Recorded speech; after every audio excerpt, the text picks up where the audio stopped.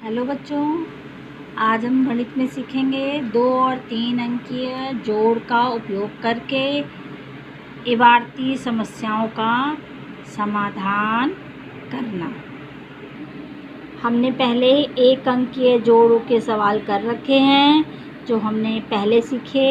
इनको हम तीलियों के माध्यम से कर देते थे, हल कर देते थे कि यह 2 है और यह है 3। इनको जोड़ने के लिए पहले 2 तीलियाँ और फिर जब नीचे लिखी संख्या है, अंक है 3, तो हमने 3 तीलियाँ ली। इन सबको हमने गिना तो टोटल हमारे पास तीलियाँ हो गई 5 और हम इनको यहाँ पे लिख देते हैं 1 2 3 4 और 5। यह हमने पहले सीखा था 1 अंकीय जोड़। अब हम बढ़ेंगे 2 अंकीय जोड़ के सवालों की तरफ। इसमें देखिए 2 अंकीय जोड़ हैं, यानी ये 2 है। यहाँ इकाई का एक ही अंक था, यहाँ दहाई के अंक भी जुड़ गए हैं और यह है 45, 45 एंड 22 को जोड़ना है। तो हमने उसी तरह से जोड़ा, 5 और 2 हो गया 7, 4 और 2 हो गया 6। तो ये हो गया हमारा 67। 3 अंकीय की संख्याओं का जोड़।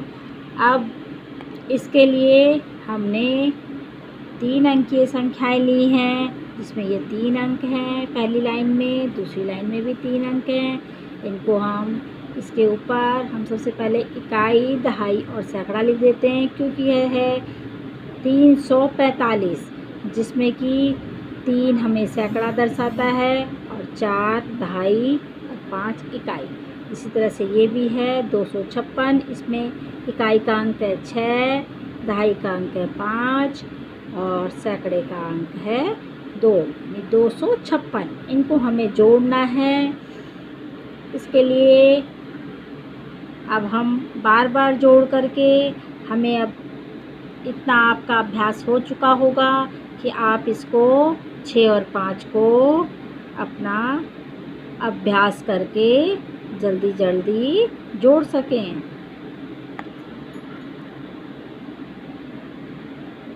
6 और 5, 5 में 6 जोड़ा तो आया 11। कितना हो गया? 11।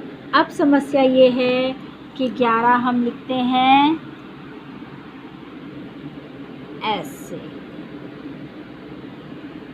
11 में होते हैं 2 अंक। अब इसके नीचे हमें इधर का, ये देखिए ये 1 है, इसको हमने 11 का ये 1 हमने इधर वाला 1 इकाई के अंक के नीचे लिखा।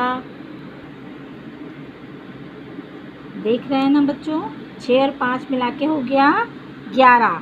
11 का ये 1 इकाई के अंक का 1 हमने लिख दिया इसके नीचे, और ये दूसरा वाला 1 हमारा चला जाएगा इधर। अब हम जोड़ेंगे, अब हम इस 1 को भी जोड़ेंगे इसके साथ में, 2 संख्याओं के साथ, 2 अंकों के साथ। 1 4, 4 और 1 होता है 5 और 5 में 5 जोड़ेंगे 10। अब 10 में भी हमारी 2 संख्याएं हैं, फिर इसको, ये 10 है तो 10 में फिर उसी तरह से करना पड़ेगा कि 10 का जो ये वाला अंक है इसको हमने लिख दिया यहाँ, और ये 1 फिर हमारा हासिल के साथ, इसको हम बोलते हैं हासिल। तो इधर दूसरा वाला अंक, दहाई की तरफ वाला अंक हमारा फिर अगले अंक के ऊपर लिख देंगे और इसको इसके साथ ही जोड़ देंगे। 1 और ये 3 4 5, ये 2 है, ये 6 हो गया। ये टोटल हो गया 1 3 और 2 का टोटल हो गया 6। हमने यहाँ पे लिख दिया 6। ये हमारा सवाल हो गया एक। ये 3 अंकीय जोड़ हमने हल कर लिया। इसकी एक बार और प्रैक्टिस कर लेंगे। इसके लिए हमने एक सवाल और लिया है यहाँ पे, ये है 6 और 6 12। फिर इसकी प्रैक्टिस के लिए हमने ये 12 लिखा है। इसका ये वाला अंक, इकाई का अंक तो यहाँ पे लिखा जाएगा। इसको हमने लिख दिया 2 और ये वाला अंक हमारा इधर, इसके ऊपर हमें इसको जोड़ना है। ये अब हम जोड़ेंगे 1 5 6 हो जाता है, और 6 के साथ फिर 8 जोड़ेंगे। 8 और 6 14। 14 को हम लिखते हैं इस ढंग से। इसमें भी ये 14 की 4 हमारा यहाँ पे आ जाएगा, और इसका 1 चला 1 आ जाएगा यहाँ पे। इसको फिर हम उसी तरीके से जोड़ेंगे। 1 और 7 हो गया 8, और 8 और 7 15। अब इस 15 को पूरा, क्योंकि इसके आगे कोई संख्या नहीं है इसलिए हासिल नहीं जाएगा, पूरा 15 हमको यहीं पे लिखना है। ये 756 और 786 को जोड़ के हमारा आया 1542। अब ये तो हमारे ऐसे प्रश्न हैं जिसमें सिर्फ सम्स दे रखे हैं, और इसमें इबारती प्रश्न होते हैं। कुछ इबारती प्रश्न जिसमें एक इबारत की तरह सवाल दिया होता है। इबारती मैंने ये देखिए यहाँ पे मैंने लिखे हुए हैं कुछ, कि रफ़ी के पास 153 मोमबत्तियाँ थीं। पारस ने उसे 237 मोमबत्तियाँ और दे दी। अब रफ़ी के पास कुल मिलाकर कितनी मोमबत्तियाँ हो गई? तो ऐसे प्रश्नों को हम कहते हैं इबारती प्रश्न। इसमें हमको क्या करना है? जोड़ना है, घटाना है, गुणा करना है, भाग करना है। इसको हमें ये देखना पड़ेगा कि इसमें ध्यान से इस प्रश्न को पढ़ना पड़ेगा कि रफ़ी के पास उसके पास 153 मोमबत्तियाँ थी, और पारस के पास 237 मोमबत्तियाँ उसने और दे दी। यानी और में इसके पास जितनी थी उससे ज़्यादा आ गई, तो यानी कि उसके पास बहुत हो गई मोमबत्तियाँ। तो ज़्यादा के लिए हम जब दोनों संख्याओं को हम जोड़ेंगे तब हमें उसका ठीक ठीक पता चल जाएगा कि कुल कितनी मोमबत्तियाँ हो गई।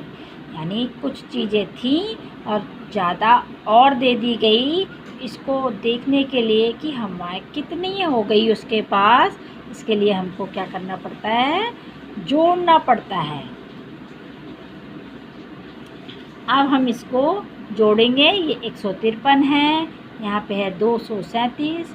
हमें इस बात का ध्यान रखना है कि जो इन दोनों में बड़ी संख्याएं हैं उसको हमेशा ऊपर की ओर रखना है। पहले नंबर पे बड़ी संख्या, दूसरे नंबर पे छोटी संख्या। चलो अब इसको हम जोड़ते हैं। 7 और 3 10, 10 की 0, जैसे हमने पिछले सवाल में किया था। इकाई का अंक यहाँ और दहाई का अंक आगे वाली संख्या के आगे हासिल। 7 3 10 की 0, हासिल 1। इसको भी जोड़ेंगे। 1 और 3 हो गया 4 और 5 9। 1 और 3 4, 4 में 5 जोड़ा 9। इसमें हमारा आगे हासिल नहीं गया। 2 और 1 3। ये हो गया हमारे इसका उत्तर आंसर कि रफ़ी के पास, अब रफ़ी के पास कुल मिलाकर 390 मोमबत्तियाँ हो गई। परंतु हमें लिखते समय इसका उत्तर ज़रूर लिखना चाहिए, इससे हमारा सवाल पूरा कंप्लीट हो जाता है। इसमें अब लिखा, अब रफ़ी के पास कुल मिलाकर 390 मोमबत्तियाँ हैं। इस तरह से उत्तर लिखने में हमारा पूरा सवाल एक कंप्लीट हो जाता है। इसी तरह से हमने दूसरा प्रश्न एक और लिया है कि एक ट्रेन के डब्बे में 132 लोग हैं, दूसरे डब्बे में 129 लोग हैं। दोनों डिब्बों में कुल मिलाकर कितने लोग हैं। इसको भी हम उसी तरह से जोड़ेंगे कि 2 में 9 जोड़ा 11, 11 की 1, हासिल लगा 1, 3 और 2 5 और 1 6, 1 और 1 2। इसका भी उत्तर हम पूरी ढंग से लिखेंगे कि उत्तर दोनों डिब्बे में कुल मिलाकर 261 लोग हैं। तो ये हमारे 2 और 3 अंकीय जोड़ है और उससे बने कुछ इबारती प्रश्नों का समाधान भी है। इनमें दोनों में एक और ख़ास बात देखने को मिलेगी आपको कि इसमें भी ये लिखा है कुल मिलाकर और इसमें भी लिखा है कि दोनों डब्बों में कुल मिलाकर, यानी एक इबारती प्रश्नों में अगर आप ये शब्द देखते हैं कि कुल मिलाकर कितने हैं, तो इसका अर्थ ही ये हो जाएगा कि आपने दोनों को जोड़ना है, यानी इस सवाल को हम जोड़ के माध्यम से पूरा कर सकते हैं। Thank you.